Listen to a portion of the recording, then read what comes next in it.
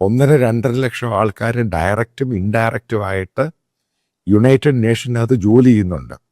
കാരണം ഇതിനകത്ത് ഒത്തിരി വളരെയധികം ഈ ലെഫ്റ്റ് ലിബറൽ ഹമാസ് തീവ്രവാദ അതുമായി ബന്ധപ്പെട്ട ഇൻ്റലക്ച്വൽസിൻ്റെ ഒരു പ്ലാറ്റ്ഫോമായിട്ട് ഇത് മാറി. നിങ്ങൾക്കറിയാവുന്ന വസ്തുതയാണ്. പല ആൾക്കാരുടെയും പേരുകൾ എടുക്കുമ്പോഴറിയാം, ഒരു ലെഫ്റ്റ് ലിബറൽ, ഒരു പ്രോ ഹമാസ്, പ്രോ ഇസ്ലാമിക് തീവ്രത. ഇവരുടെ ഒത്തിരി പേരുടെ ജോലി അങ്ങ് പോയി.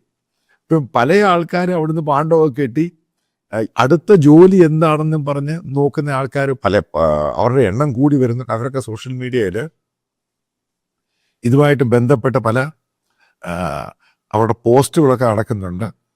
ബേസിക്കലി ഇത് ഭയങ്കര കബളിപ്പീരായിട്ട് മാറി. ഒരു യുണൈറ്റഡ് നേഷൻ്റെ പ്രോഗ്രാമാണ്. നമ്മൾ ഇഷ്ടം പോലെ പണം കിട്ടും, ലാവിഷായിട്ട് അടിച്ചു പൊളിച്ച് ഭയങ്കര 5 സ്റ്റാർ രീതിയിലുള്ള ഓഫീസും പരിപാടിയും അതേപോലുള്ള യാത്രയും. ഇവരെ കൊണ്ടുള്ള പ്രയോജനം അത് വലിയ പൂജ്യമായിരുന്നു. കാരണം ഇവരുടെ ഹ്യൂജ് എക്സ്പെൻസാണ്, ഇതിനെ താങ്ങാൻ പറ്റത്തില്ല.